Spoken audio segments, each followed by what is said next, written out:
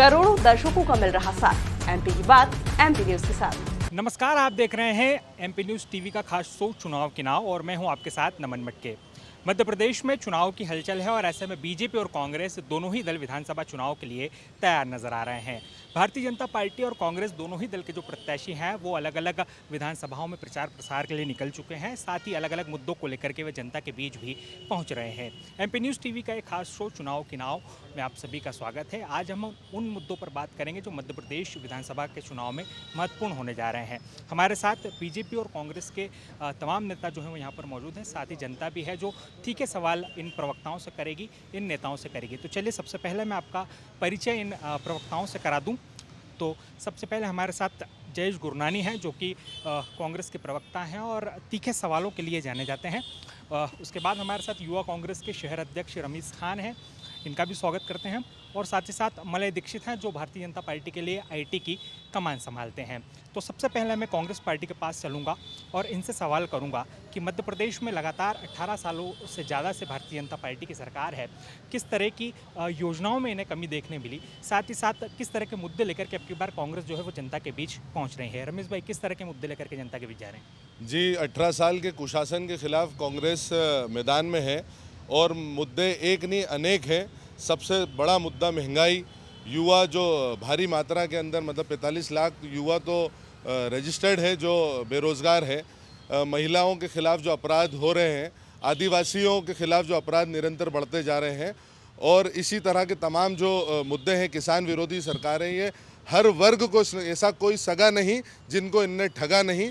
तमाम सभी लोगों के मुद्दों को लेकर कांग्रेस पार्टी चुनाव मैदान में है और निश्चित रूप से सभी वर्ग इनका साथ देकर कांग्रेस की सरकार बनाने वाले हैं। जयेश गुरनानी हैं, कांग्रेस के प्रवक्ता हैं, इनसे जानेंगे किस तरह के मुद्दे लेकर के अब की बार जनता के बीच जाने चाहिए।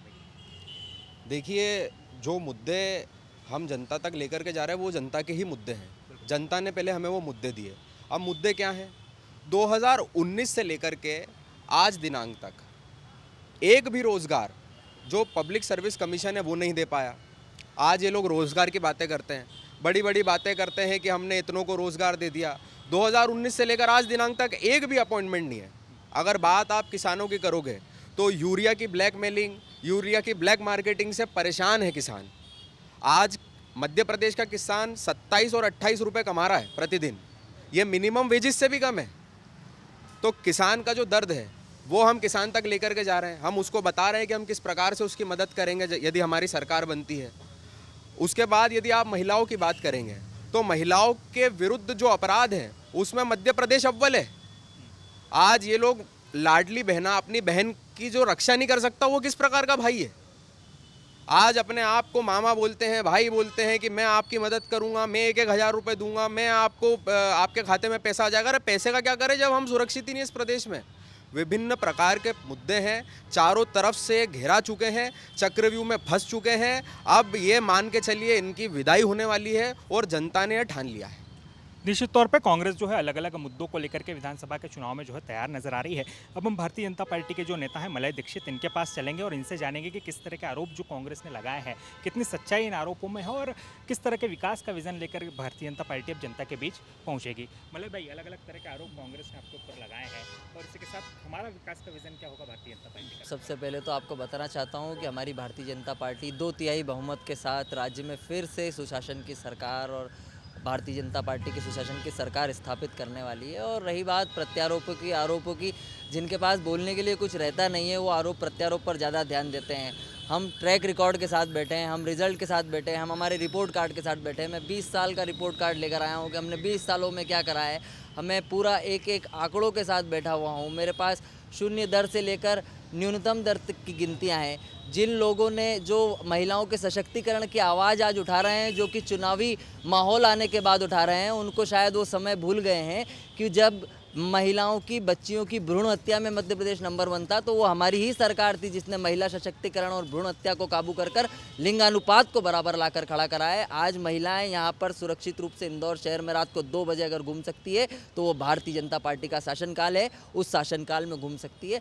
प्रत्यारोप और आरोप तो जमाना लगाता रहेगा। हमारी भारतीय जनता पार्टी हमारे विकास के काम को निरंतर करती रहेगी। हमें विश्वास है जनता का पूर्ण बहुमत हमारे साथ है। हम 2/3 बहुमत के साथ भारतीय जनता पार्टी की सरकार मध्य प्रदेश में बनाने जा रहे हैं और भारतीय जनता पार्टी की ये सशक्त सरकार आने वाले 15 साल 20 साल तक इस जनता के विश्वास को कायम रखेगी, ये मेरा विश्वास है।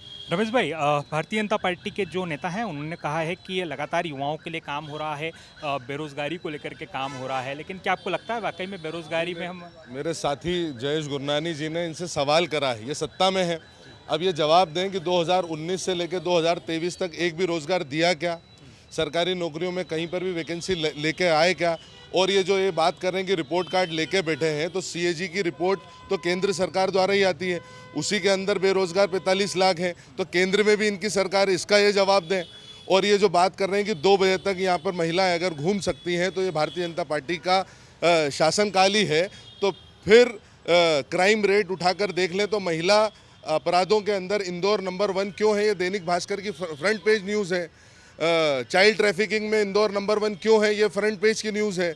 तो ये सब खबरें ये शायद नहीं पढ़ते हैं हमारे साथी, जो इस तरीके अपनी पार्टी को डिफेंड करने की बात कर रहे हैं। और रही बात 2/3 बहुमत की, तो अगर 2/3 बहुमत ये लेने आने वाले होते तो टिकट बांटने वाले गली गली नहीं घूमते, और टिकट बांटने वाले के बीच में ये कन्फ्यूजन नहीं होता कि मुख्यमंत्री ये बनेगा या ये बनेगा। और इतना बड़ा राष्ट्र नेतृत्व आज जो 1 लाख से शुरू हुए कि मैं 1 लाख से चुनाव जीतूंगा, फिर 50,000 से चुनाव जीतूंगा, फिर 20,000 से चुनाव जीतूंगा, और लेटेस्ट बयान मैंने उनका सुना कि वो बोलते हैं 1,500 से जीतूंगा तो अच्छा नहीं लगेगा। ऐसे राष्ट्र नेतृत्वों को गलियों में घूमने की आवश्यकता नहीं पड़ती अगर ये 2/3 बहुमत से सरकार बनाने वाले होते तो।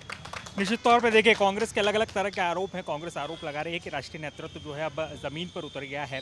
भारतीय जनता पार्टी के जो प्रवक्ता हैं उनसे हम इसका जवाब लेने की कोशिश करेंगे। कांग्रेस के आरोप हैं, युवाओं को लेकर के आरोप है कि रोज़गार मध्य प्रदेश में नहीं मिला, महिलाओं को लेकर के अलग अलग तरह के आरोप हैं कि सुरक्षा व्यवस्था में जो है दम नहीं है। क्या लगता है कितने आरोप सत्य हैं और क्या आप इसको? देखिए, बेबुनियाद आरोपों का कोई न सर होता है न पैर होता है। और रही बात हमारे बड़े नेताओं की, तो हमारे नेता ये कांग्रेस ने आज खुद ही स्वयं स्वीकार कर लिया कि बड़े नेताओं को ज़मीन पे नहीं आना चाहिए, उनके मुंह में सोने की चम्मच है तो सोने की चम्मच ही रहना चाहिए। भारतीय जनता पार्टी का नेता अगर राष्ट्रीय नेतृत्व कर रहा है, पूरे देश भर में घूमने के बाद अगर वो बूथ की चिंता कर रहा है, तो ये दल कर सकता है। बूथ की चिंता का बड़ा नेता कर सकता है तो भारतीय जनता पार्टी का नेता कर सकता है। अमित शाह जी हमारे जब पोलिंग पर जाते हैं तो वो एक पन्ने के प्रमुख रूप में बनकर जाते हैं, ना कि भारतीय जनता पार्टी के बड़े नेता बनकर जाते हैं। वो कार्यकर्ता भाव से जाते हैं। तो भाजपा का कार्यकर्ता भाव है। कांग्रेस ने अपना भाव बता दिया है कि कमलनाथ जी जब नीचे आते हैं तो नेताओं के कपड़े फट जाते हैं। हमारे कैलाश जी हैं, वो बड़े नेता हैं, वो चुनाव लड़ रहे हैं तो बूथ तक के कार्यकर्ताओं तक जा रहे हैं, उनके लिए झड़प नहीं होती, उनके आने जाने पर झगड़ा नहीं होता, लोगों में विवाद नहीं होता। तो कांग्रेस अपना व्यवहार, अपना आचरण स्वयं अपने मुख से बता रही है कि बड़े नेताओं की ज़मीन पर उनकी जगह नहीं है। और जनता जब ये समझ जाती है कि बड़ा नेता जब ज़मीन छोड़ देता है तो उसको प्रदेश छोड़ने पर 1.5 साल में अगर कोई मजबूर कर देता है तो वो भारतीय जनता पार्टी का कार्यकर्ता है। निश्चित तौर पे देखिए, भारतीय जनता पार्टी भी तैयार नज़र आ रही है और प्रदेश में लगातार जो है देखिए अलग अलग तरह से जनता भी लगातार अपने अपने सवाल जो है वो नेताओं से पूछते नज़र आ रही है। हम आपसे निवेदन करेंगे, हम आपके पास भी आएंगे, आपके सवाल भी लेंगे, लेकिन पहले नेताओं की बात हो जाए, वो अपने अपने वादे और अपने अपने दावे रख दे, फिर आप अपनी बात जो है रख दीजिएगा। जयेश गुरनानी जी के पास चलते हैं। जयेश भाई, युवाओं के मुद्दे अब की बार महत्वपूर्ण मुद्दे हैं, क्योंकि अब की बार का जो चुनाव है उसमें युवाओं की महत्वपूर्ण भूमिका हम कहें कि है। बहुत सारे मुद्दे हैं युवाओं से जुड़े हुए। क्या लगता है काम हुआ पिछली सरकार में, और हम कांग्रेस क्या है मतलब क्या कुछ योजनाएं लेकर के युवाओं की जनता के बीच पहुँचे? बंटाढार सरकार है और बंटाढार सरकार ने प्रदेश को भी बंटाढार कर दिया है। आज की तारीख में युवा मांग क्या रहा है? युवा एक नौकरी मांग रहा है, युवा रोजगार मांग रहा है, युवा अपनी एक आमदनी, एक इनकम मांग रहा है। वह भी मध्य प्रदेश की सरकार एक युवा को प्रदान नहीं कर सकती। वो तैयारी करता है, कोचिंग जाता है, अपने घर को छोड़ करके इंदौर जो कि एक एजुकेशन हब है, यहाँ पे हॉस्टल लेता है, यहाँ पे पढ़ाई करता है, परीक्षा देता है, और परीक्षा देने के बाद पता चलता है कि परिणाम रद्द हो गया क्योंकि सरकार ने आरक्षण गलत किया था। तो क्या यह सरकार जो है इसमें इतनी भी बुद्धिमत्ता नहीं है कि आरक्षण किस प्रकार से करा जाता है, किस प्रकार से किया जाना है? क्या इनके पास कोई विधि सलाहकार नहीं है, या जानबूझ करके युवाओं के भविष्य के साथ खिलवाड़ करने के लिए इस प्रकार की चीज़ें की जाती है? दूसरा मेरा यह कहना है कि जो भारतीय जनता पार्टी है इसकी कथनी और करनी में ज़मीन आसमान का फ़र्क है। और मैं इसको इस बात से प्रमाणित कर सकता हूँ कि देखिए, जनता तक जो संदेश जाना है, जनता तो ये चीज़ को समझ चुकी है कि वादे बहुत सारे होते हैं, कई तरह की बातें होती है, पर परिणाम कुछ भी नहीं मिलता है। परंतु इनकी पार्टी में खुद में कलेश है। भारतीय जनता पार्टी ने यह कहा कि हम संगठन के किसी भी आदमी को जो है चुनाव में नहीं उतारेंगे, तो फिर आखिर इंदौर विधानसभा क्रमांक 1 से आपने कैलाश विजयवर्गीय को टिकट क्यों दी? भारतीय जनता पार्टी ने खुद ने कहा कि जो भी कार्यकर्ता लाभ के पद पे बैठा है उसको हम टिकट नहीं देंगे, तो फिर जो आईडी उपाध्यक्ष गोलू शुक्ला थे उसको आपने इंदौर विधानसभा क्रमांक 3 से टिकट क्यों दी? भारतीय जनता पार्टी ने खुद ने बोला कि 70+ नेता हमारे रिटायर्ड, भाव आप चले जाओ यहाँ से, अब आपकी जरूरत नहीं है। फिर 71 ईयर्स के मधु वर्मा जी को आपने चुनाव मैदान में क्यों उतारा? भारतीय जनता पार्टी ने खुद ने ये कहा कि भैया अगर आप हार गए हो तो घर बैठ जाओ, अगले प्रत्याशी की मदद करना। फिर देपालपुर में मनोज पटेल को आपने टिकट क्यों दिया? तो यह जो पार्टी है यह अपने आप में उलझ गई है, बोलती कुछ है करती कुछ है। और हमारी देसी भाषा में जो इंदौर की भाषा है उसमें कहा जाता है कि जो व्यक्ति बात का नहीं वो बाप का नहीं। देखिए, बड़ा आरोप कांग्रेस का है कि आप लोगों ने जो है बड़े नेताओं को चुनाव मैदान में उतार दिया। इसी के साथ साथ तमाम जितनी बातें संगठन ने कही थी उनको भी कहीं ना कहीं जो है नकार दिया गया टिकट वितरण को लेकर के। क्या मानते हैं? कांग्रेस का स्वभाव मुझे तो समझ ही नहीं आता है कि हमारी भारतीय जनता पार्टी की इतनी चिंता की लकीरें उनके माथे पर है, क्योंकि उनको पता है इनके संगठन में इतनी मजबूती से काम चल रहा है, तो उनको ना वो जनता पे रिसर्च कर पाते हैं, ना खुद की पार्टी पे रिसर्च कर पाते हैं, ना अपने नेताओं पे कर पाते हैं। उनका समय हो जाता है कि भारतीय जनता पार्टी इतना अच्छा परफॉर्मेंस कैसे कर रही है, इनका राष्ट्रीय नेता नीचे तक कैसे जा रहा है, हमारे जीतू पटवारी जी के आगे हमारे जो है मधु वर्मा जी कैसे चुनाव में आगे बढ़ जाते हैं। मैं आपको ट्रैक रिकॉर्ड बता देता हूँ, मैं तो लेकर बैठा हूँ। आप तो 1.5 साल तक शिक्षा मंत्री थे, तो आप राऊ विधानसभा में नया विद्यालय नहीं खुलवा पाए, आप एक सामुदायिक भवन नहीं खुलवा पाए, एक पानी की टंकी। और एक और बात बता दूं, आपके शिक्षा मंत्री होते हुए आपके स्वयं के घर के बाहर की सड़क अगर किसी ने बनाई है तो हमारे पूर्व पार्षद मदन जी ने बनाई है, और मेरे पास इसका रिकॉर्ड है। जो अपने घर के सामने का विकास नहीं कर पा रहा है वो मध्य प्रदेश में गड्ढों में सड़क और सड़कों में गड्ढे वाली सरकार को याद दिलाने का काम करेगा क्या? तो ये तो भारतीय जनता पार्टी की सरकार है, हमने विकास किया है। मैं 2 पन्नों का चिट्ठा लेकर आया हूँ, और जो कि बोल सकता हूँ दावे के साथ कि ये track record Bharatiya Janata party का है। आप इसमें सारे देख सकते हैं, सामाजिक कल्याण, महिला सशक्तिकरण, शिक्षा में हमने क्या काम करा है, स्वास्थ्य में हमने क्या काम करा है, कृषि में हमने क्या काम करा है, इंफ्रास्ट्रक्चर में क्या काम करा है। और रही बात रोजगार की बात पर मैं आपको ये कहना चाहता हूँ कि रोजगार के लिए इंदौर आज देश का हब बन रहा है। हमारा इंदौर शहर 360 डिग्री में डेवलप हो रहा है। 360 डिग्री के अगर कोई काम कर रहा है तो वो इंदौर शहर कर रहा है। लाखों की संख्या में युवाओं को रोजगार मिल रहा है, 24 घंटे इंदौर चालू है। तो ये सर जो खाली डब्बे होते हैं ना, उसमें अगर आप चम्मच डालेंगे तो भटाभट बजेगी, बराबर बजेगी। लेकिन जो भरा हुआ डब्बा होता है ना, जिसके पास सॉलिड चीज़ होती है, तो उसमें से आवाज़ नहीं आती। भारतीय जनता पार्टी बिना बोले अपना काम कर रही है, जनता को वो काम समझ में आ रहा है। और कांग्रेस के भ्रम को अब ज़्यादा देर चलने वाला नहीं है। वो 1.5 साल की तोड़ी मोड़ी सरकार को और कौन सी कजलूनाथ सरकार को देख चुके, तो जनता को भी पता है। तो इसलिए मैं फिर से दावे के साथ इस रिकॉर्ड पे कैमरे के कह रहा हूँ कि 2/3 बहुमत से भारतीय जनता पार्टी फिर से सरकार बना रही है। 2/3 बहुमत के साथ सरकार बनाने का दावा कर रहे हैं। बात युवाओं की तो हो गई, अब विकास की बात करें कि विकास को लेकर के क्या कुछ एजेंडा है कांग्रेस? 124 जैसे ये इनको होमवर्क करके आना पड़ा और हाइलाइटर से उनको हाईलाइट करना पड़ा। अगर आप 18 साल से हो और आपने एक्चुअल में विकास करे हैं तो वो ज़बान पे होते हैं, कलम पे नहीं होते हैं। इतना अध्ययन करने की आवश्यकता नहीं पड़ती कि खोज के निकाला जाए कि रिसर्च में मेरी पार्टी ने कहाँ विकास करा है। और रही बात जीतू पटवारी जी की, आप बात कर रहे हो, तो 15 महीने मिले उन्हें, आपको 18 साल मिले। 124 घोटालों की तो लिस्ट 2 साल पहले अरुण यादव जी ने जारी करी थी।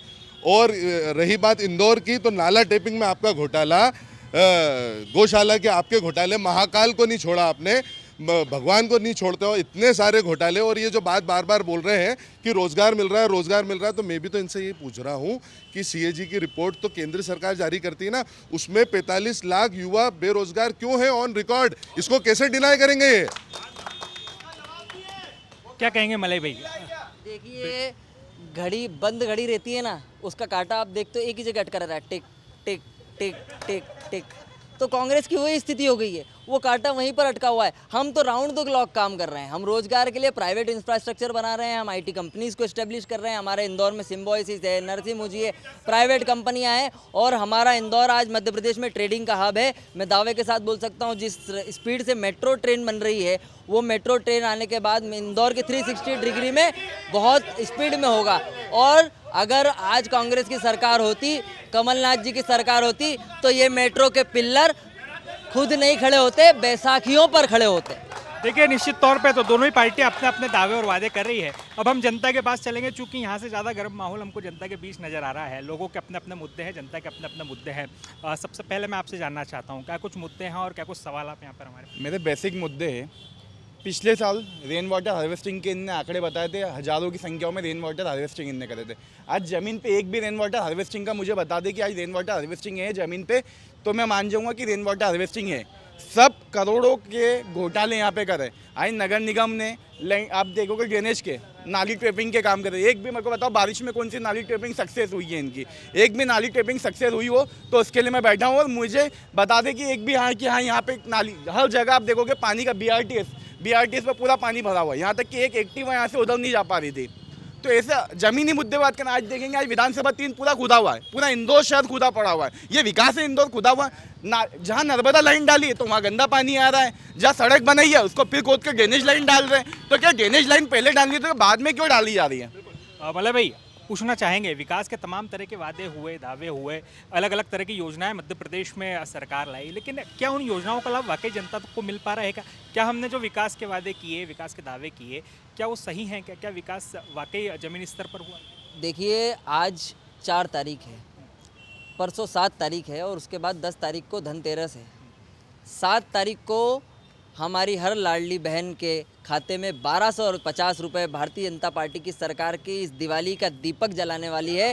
तो ये सरकार भारतीय जनता पार्टी की है जो महिला सशक्तिकरण का काम कर रही है, महिलाओं को आत्मनिर्भर बना रही है। जहाँ डिपेंडेंसी होती थी, या आपके मेरे प्रैक्टिकलिटी की बात है, उस डिपेंडेंसी को दूर कर रही है। आज ये जो दिवाली का दीपक जलेगा, ये खुशियों की दिवाली का दीपक जलेगा। और रही बात, आप बोल रहे हैं सड़कों पर गड्ढे खुदे हैं, तो मुझे बताइए, बनी बनाई चीज़ों पर तो ताश के महल खड़े होते हैं और गड्ढा खोदकर असली महल खड़ा होता है। तो हम हमारी जनता के लिए मजबूती की इमारत बना रहे हैं जो सालों साल तक टिकी रहेगी। मैं आपको बोलना चाहता हूं, जो ड्रेनेज सिस्टम हम डेवलप कर रहे हैं, जो इंफ्रास्ट्रक्चर हम डेवलप कर रहे हैं, वो बैसाखी वाला नहीं है, वो बैसाखी वाला बिल्कुल नहीं है। वो अपने पैरों पर खड़ा रहेगा। जो पिलर्स हम खड़े कर रहे हैं, जो ब्रिज हम बना रहे हैं, वो सालों साल तक अपने दम पर खड़े रहेंगे। वो कांग्रेस के भ्रष्टाचार की भेंट हम नहीं होने देंगे। इसलिए जनता से भी निवेदन है, 2/3 बहुमत हमको बहुत जरूरी है, बहुत मजबूती के साथ देना है। अगर विकास की दर को इसी प्रकार बनाए रखना है तो हम सीधे सीधे काम करेंगे और इन गड्ढों को इमारत में तब्दील कर और जल्द से इंदौर को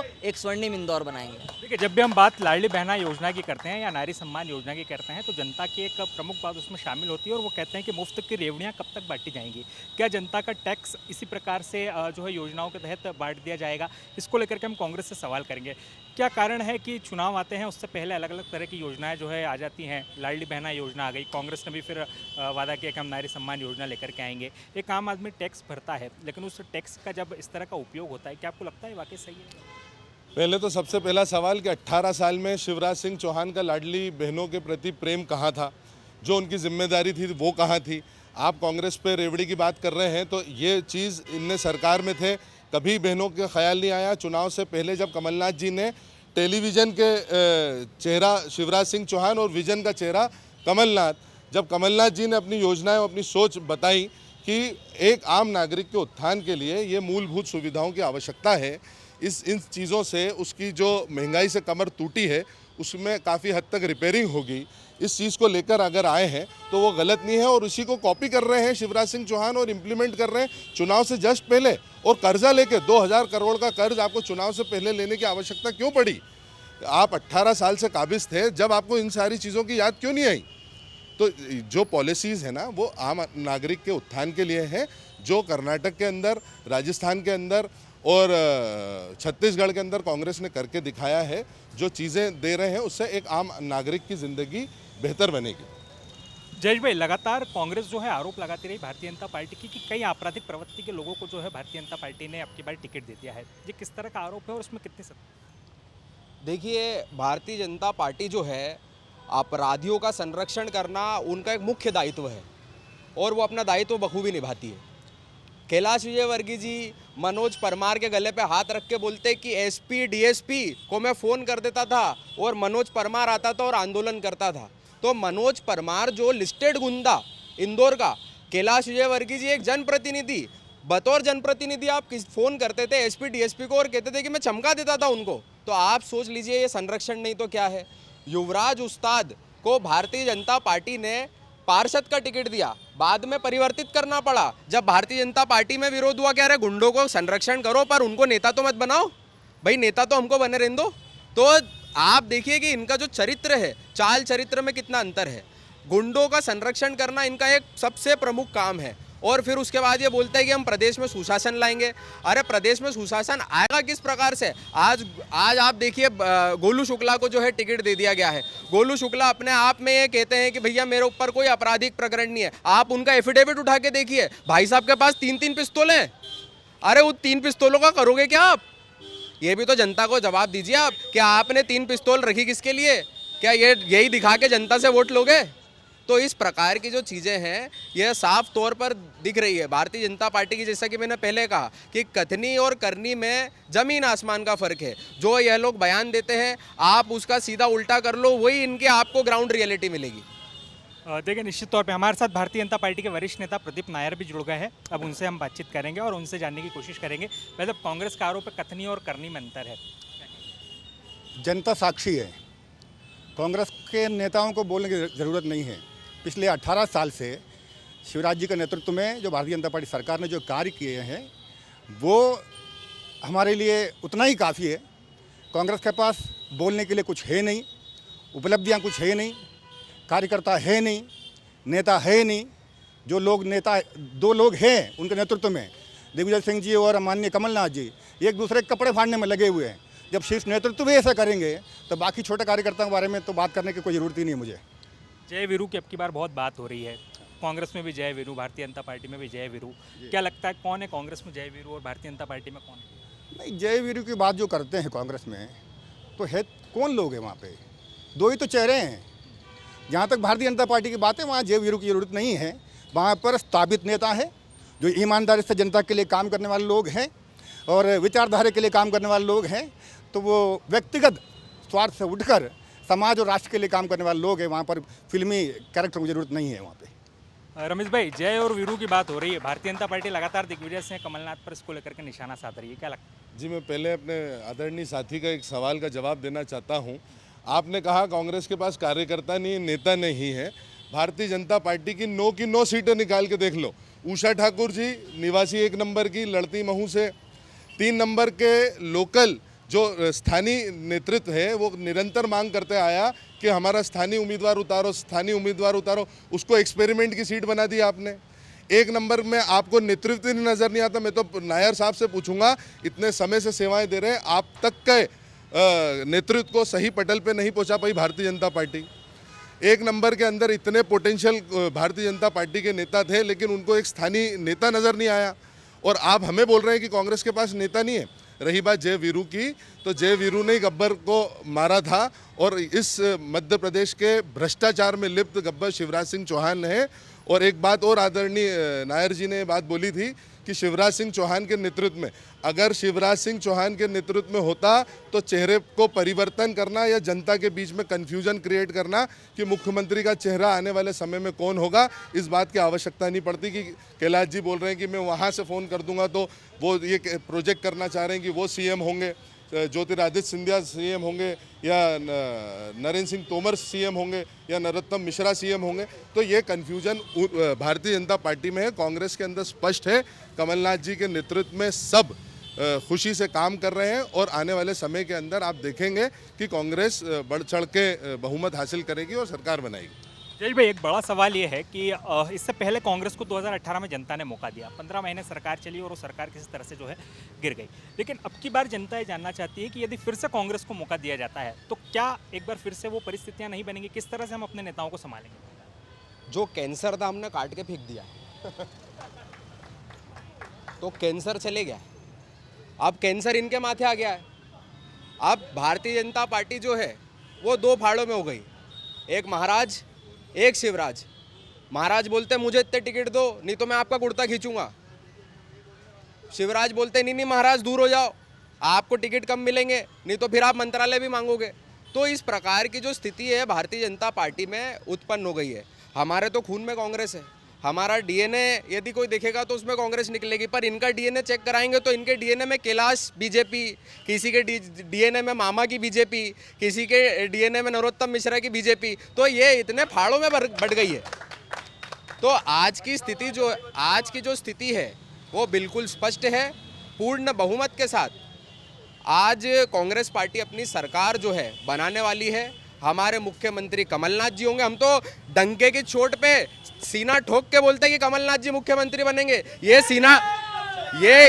सीना ठोक के बोल सकते हैं कि शिवराज सिंह चौहान मुख्यमंत्री बनेंगे। आज भारतीय जनता पार्टी के कार्यकर्ता जो हैं वो सीना ठोक के ये भी नहीं बोल सकते कि हमारे मुख्यमंत्री शिवराज सिंह चौहान बनने वाले हैं। आप खुद स्पष्ट, आज स्थिति जो है स्पष्ट हो जाती है कि कितनी गुटबाजी हो गई है, कितने मुख्यमंत्रियों को चुनावी मैदान में छोड़ना पड़ गया है। या एक आदमी कमलनाथ जी और दूसरे आदमी दिग्विजय जी, इन दोनों के कारण जो है जो आज कांग्रेस की स्थिति मजबूत हुई है। एक एक कार्यकर्ता जो है आज कांग्रेस पार्टी के साथ तन मन धन के साथ लगा हुआ है और सरकार बनाना एकमात्र लक्ष्य है। सरकार बनाएंगे, परचम लहराएंगे। मध्य प्रदेश को जो इन्होंने कुशासन फैला के रखा है उसमें सुशासन लेकर के आएंगे। यही एकमात्र संकल्प है, यही एकमात्र नीति है। बिल्कुल। तो कांग्रेस अलग अलग तरह के आरोप जो है वो लगा रही है। कांग्रेस कह रही है कि स्थानीय नेताओं को बीजेपी ने मौका नहीं दिया। साथ ही जो है कांग्रेस ये भी आरोप लगा रही है कि भारतीय जनता पार्टी में गुटबाजी है। प्रदीप नायर जी, लगातार भाजपा कांग्रेस पर आरोप लगाती थी गुटबाजी को लेकर के, लेकिन अब कांग्रेस जो है भारतीय जनता पार्टी में गुटबाजी बताए। नहीं, पहले तो ये जो कांग्रेस के मित्र ने कुछ सवाल किया था नेतृत्व के बारे में, हमारे पास मुख्यमंत्री का चेहरा है। ये गांधी परिवार की पार्टी नहीं है, ये भारतीय जनता पार्टी कार्यकर्ताओं की पार्टी है। इसी पार्टी में कार्यकर्ता ही पार्षद बनता है, कार्यकर्ता ही विधायक बनता है, कार्यकर्ता मंत्री बनता है, मुख्यमंत्री बनता है, प्रदेश के नेता बनता है और कार्यकर्ता ही प्रधानमंत्री बनता है। यहाँ रबर स्टैंप की पार्टी नहीं है भैया। इसलिए गुटबाजी की बात जहाँ जहाँ आपने कही है, यहाँ पर गुटबाजी नजर नहीं आती। भारतीय जनता पार्टी वरिष्ठों ने जो तय किया है, भारतीय जनता पार्टी केंद्रीय नेतृत्व ने जो तय किया है, उसके अनुसार भारतीय जनता पार्टी प्रत्येक कार्यकर्ता कार्य कर रहे हैं। जहाँ तक मुख्यमंत्री चेहरे के जो सवाल उन्होंने किया था, यहाँ मुख्यमंत्री कोई भी बन सकता है। मले भाई, कांग्रेस ने बता दिया कि अब की बार हमारे जो मुख्यमंत्री होंगे कमलनाथ जी होंगे। भारतीय जनता पार्टी से कौन? कमल का फूल। और हर एक कार्यकर्ता मुख्यमंत्री होगा और हर एक कार्यकर्ता भारतीय जनता पार्टी का उस काबिल है। और वो नीचे से लेकर ऊपर तक का कार्यकर्ता है और ऊपर से लेकर नीचे तक का नेता कार्यकर्ता है। यह भारतीय जनता पार्टी के आंतरिक लोकतंत्र कहता है। और रही बात इनके एक जवाब बातों का, मैं कहना चाहता हूँ, ये तो कांग्रेस के प्रवक्ता तो हैं लेकिन हमारी पार्टी के बहुत शुभचिंतक हैं। इनकी घड़ी की सुई जिस प्रकार से मैंने बोला था, सेल डाउन होने के बाद टेक टेक टेक टेक भाजपा पर नज़रें गड़ाई हुई है।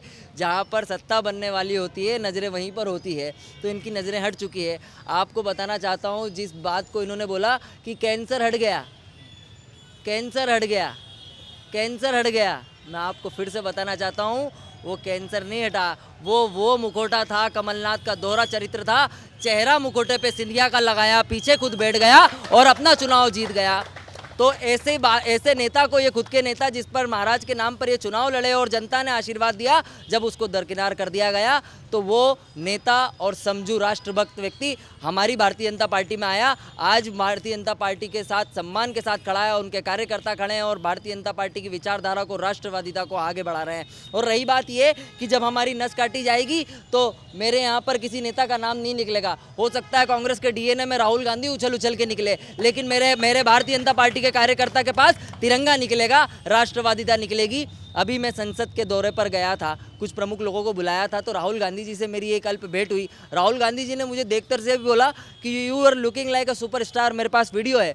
तो मैंने, जब मुझसे सवाल पूछा गया कि आपको कांग्रेस के नेता बोलते हैं you are looking like a superstar, तो मैंने बोला हाँ, ये उन्होंने स्वीकार लिया है कि भारतीय जनता पार्टी का हर कार्यकर्ता सुपरस्टार है। और जो राष्ट्रवाद की ये मूवी जो भारतीय जनता पार्टी की नरेंद्र मोदी जी के नेतृत्व में बन रही है, उसका हर कार्यकर्ता सुपरस्टार के रूप में काम कर रहा है। तो जब इनके शीर्ष नेतृत्व हमारे कार्यकर्ताओं जैसे लोगों को सुपरस्टार घोषित कर चुके हैं, तो फिर अनुचित बातों करने से तो फायदा ही नहीं है। देखिए, निश्चित तौर पे कांग्रेस बीजेपी की अपनी अपनी बात है, लेकिन अब जनता के बीच में चलेंगे, जनता की बात भी जानेंगे।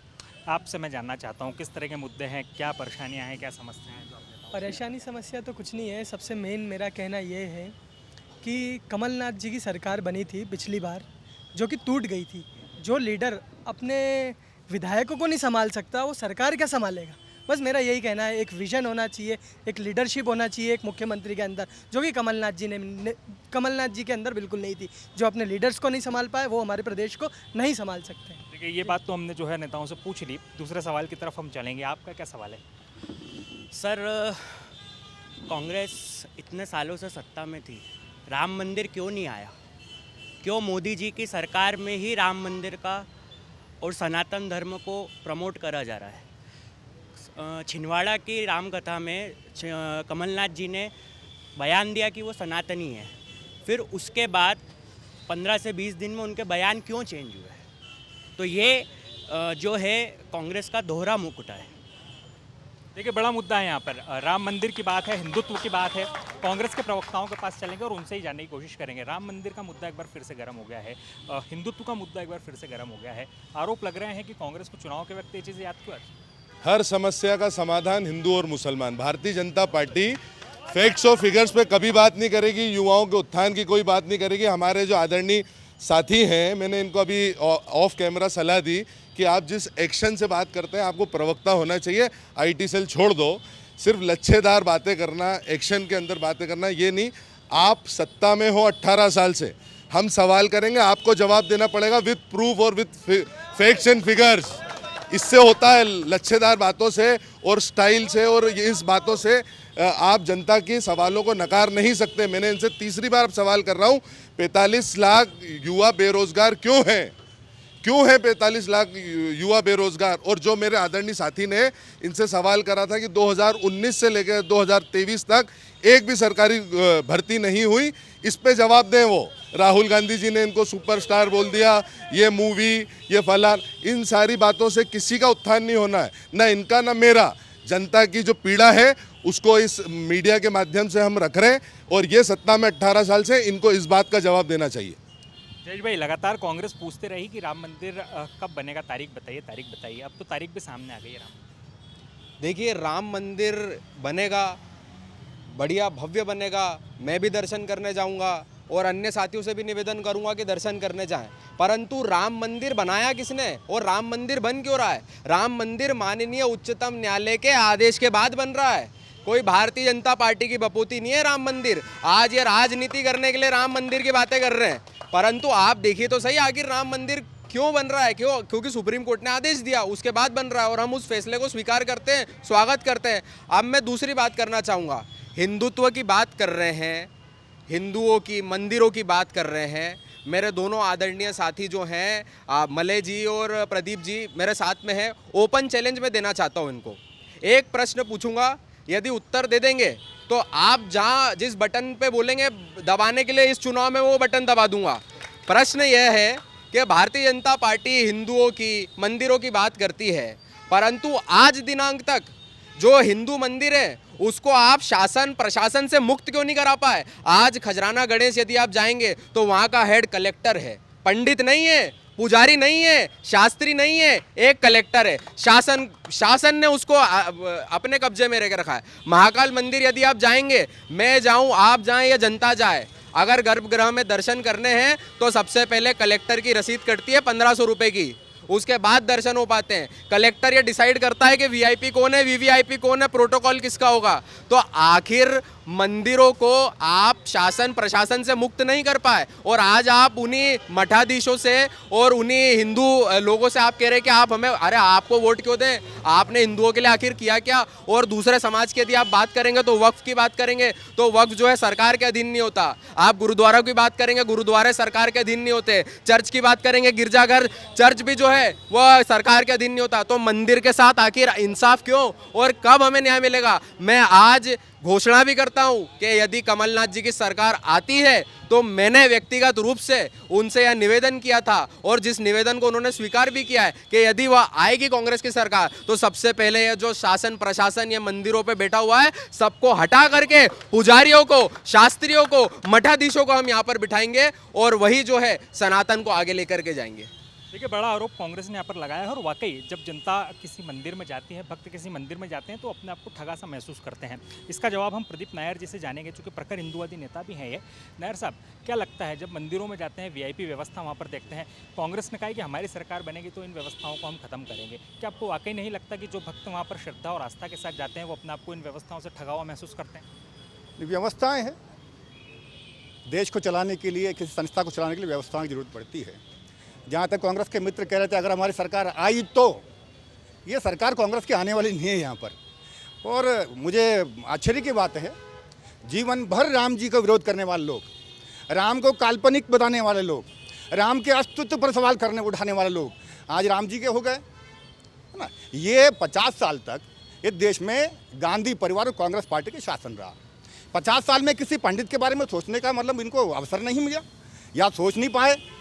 50 साल तक देश की जितनी भी संपत्तियां हैं ये वक्फ बोर्ड और इत्यादि अन्य संस्थाओं को बेचते रहे और लिख के देते रहे, और आज चुनाव के समय आया तो सनातनी एक खट्टर हुए देश के अंदर, तब अब इनको डर के मारे पीठ पीछे सनातनियों का नाम लेना पड़ रहा है। ये इनका दुर्भाग्य है।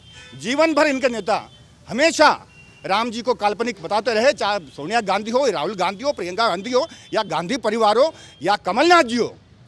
कमलनाथ जी आजकल हिंदुत्व की बात कर रहे हैं। कमलनाथ जी आजकल मतलब छिंदवाड़ा जो उनका क्षेत्र है, जो उनकी दुनिया है, वहाँ पर वो हिंदुत्व की बात कर रहे हैं। जैसे कमलनाथ जी छिंदवाड़ा छोड़ते हैं, वो एकदम जो पुराने जो कमलनाथ जी है, जो एक्चुअल हिंदू विरोधी कमलनाथ, मुसलमानों के गले में हाथ डालने वाले कमलनाथ जी, तो ये कमलनाथ बन जाते हैं। ये अवसरवादिता वोट पाने के लिए ये करना ठीक नहीं है। जहाँ तक हिंदुत्व का सवाल है, ये सनातनियों का देश है यार, ऐसा नहीं कि मुसलमान है ना, मुसलमान भी है, ईसाई भी है, सिख भी है, जैन भी है, सभी लोग एक साथ रहते हैं। इसी को तो सनातन है। हम ही कहते सर्वे भवन्तु सुखिनः, हमने कहा वसुदेव कुटुंबकम, किसी अन्य लोग नहीं कहते, अन्य धर्म के लोग नहीं कहते हैं। तो हम गर्व से कहते हैं, हम 500 साल के इतिहास है भैया, ये कोर्ट ने नहीं, कोर्ट ने दिया है, लेकिन वो 5 राम मंदिर के लिए 500 साल सनातनी हिंदुओं ने जो संघर्ष किया, बलिदान दिए हैं, उसका परिणाम स्वरूप ये पीढ़ी को राम मंदिर जी का दर्शन करने का मौका, सौभाग्य, रामलीला का दर्शन करने का हमारे सरकार के माध्यम से, भारतीय जनता पार्टी सरकार के माध्यम से, माननीय मोदी जी के माध्यम से ये सौभाग्य सनातनियों को मिला है। इसलिए हमें गर्व करना चाहिए इस विषय पर। चलिए, अब एक आखिरी सवाल जनता से हम लेंगे और उसके बाद हम कार्यक्रम का हमारे समापन करेंगे। जनता के पास चलते हैं और उनका सवाल जो है, एक आखिरी सवाल हम लोग लेते हैं। जी बताएं आपका सवाल। धर्म की बात करूंगा क्योंकि बीजेपी का हर चुनाव धर्म पे होता है। इस बार मैं भी धर्म पे कटाक्ष करते हुए बीजेपी से सवाल पूछना चाहूँगा, आपको राम मंदिर का रास्ता दिखाया किसने? स्वर्गीय राजीव गांधी जी ने। तब आपको मालूम पड़ा कि राजीव गांधी जी ने राम मंदिर दिखाया, तो मतलब राम मंदिर है देश में। उसके बाद में जब सनातन धर्म को ये बता रहे हैं कि भैया सनातन धर्म पे खतरा है, सनातन धर्म पे खतरा है, 2014 के बाद ही सनातन धर्म पे खतरा क्यों आया? हमारा साल, लाखों साल, हजारों साल तक मुगलों का, ब्रिटिशों का गुलाम रहा। उस समय तो कोई खतरा नहीं था हमें। अभी 2014 के बाद में अगर खतरा आ रहा है हिंदुओं पे, तो ये सबसे बड़ी नाकामयाबी है आपकी सरकार के लिए कि बीजेपी के राज में होते हुए, आपके राष्ट्रीय स्वयंसेवक संघ के होते हुए अगर हिंदू धर्म खतरे में है, तो इससे बड़ी विफलता आपके लिए कुछ नहीं हो सकती है। दूसरी चीज में ये, राम भगवान दूसरी चीज तो सब हैं, ठीक है, राम सबके मन में है, राम जी सबके मन में है और पूरे हिंदुस्तान के मन में है। इनका नारा है, आप ये हिंदू मुस्लिम के उसमें मत जाइए। इनका नारा है, ये कहते हैं जो राम को लाए हम उनको लाएंगे। भैया, ना तो आपकी औकात है ना मेरी औकात है कि हम राम को लाएंगे। राम स्वयं सर्वोपरि है, वो हमें लाए, हमें और आपको उनके लाने की कोई है ही नहीं मजाल। चलिए, ये तो बात हुई हिंदुत्व की, और हम सवाल जो है अब जनता के बीच चलेंगे और जनता से जानेंगे कि क्या कुछ मुद्दे हैं, क्या कुछ बातें हैं। जी बताएं, क्या कुछ मुद्दे हैं, क्या कुछ बातें आप पूछना चाहेंगे अपने जनता? मुद्दे ये हैं कि युवाओं के लिए रोज़गार की काफ़ी कमी है।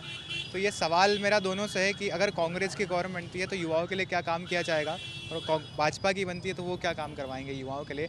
और ये भी हम देखते हैं कि जो विद्यार्थी हैं स्कूल में, एक तरफ जो सरकार है वो काफ़ी सारी फ्री में चीज़ें दे रही हैं, तो वहीं जो विद्यार्थी हैं उन्हें स्कॉलरशिप टाइम पे नहीं मिल पा रही है। जब कॉलेज में विद्यार्थी जाता है वो टीचर से पूछता है स्कॉलरशिप का, तो कहते ये हैं कि सरकार के पास पैसा नहीं है स्कॉलरशिप देने का। तो इस पर हम जानना चाहेंगे। चलिए, ये आखिरी सवाल जो है जनता के बीच से हमने लिया है स्कॉलरशिप को लेकर के। सबसे पहले मैं कांग्रेस के पास चलूंगा।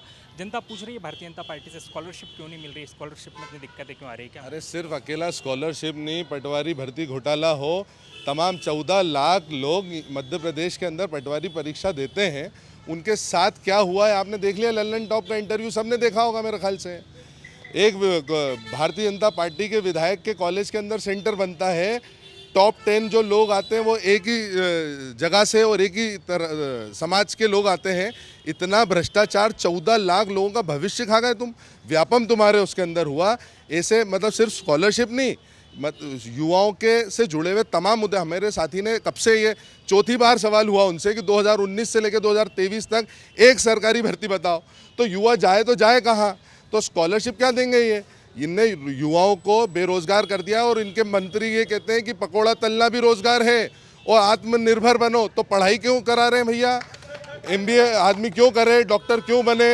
आप किस तरीके से युवाओं को छल रहे हो? सिर्फ स्कॉलरशिप नहीं, तमाम जगहों पर आप युवाओं को छल रहे हैं। 45 लाख का जवाब दे मेरे आदरणीय। चलिए मलय भाई, आप लगातार जो है बड़े नेताओं से मिलते हैं। अब की बार युवाओं के लिए क्या विकास का विजन लेकर के नेताओं? आपको स्पष्ट रूप से बताना चाहता हूँ, शायद आपके जनरल नॉलेज में बहुत बड़ी कमी है। जब 12वीं में हमारी बहन जब टॉप क्लास आती है तो ये वही सरकार है जो हमारी इंफॉर्मेशन टेक्नोलॉजी और हमारी व्यवस्थाओं को सरकार के द्वारा दिए गए लैपटॉप पर देखती है और सरकार के द्वारा दिए गए स्कूटी पर अपने कॉलेज पर जाती है। ये युवाओं के सशक्तिकरण पर सवाल उठाएंगे। हमने 2019 से लेकर हमने हजारों रोजगार युवाओं को उद्यमी बना दिया। MSME के लोनों के द्वारा आज फैक्ट्रियां खड़ी हो गई हमारे युवाओं ने। मेरे पास स्टेटमेंट्स है, मेरे पास ट्रैक रिकॉर्ड है।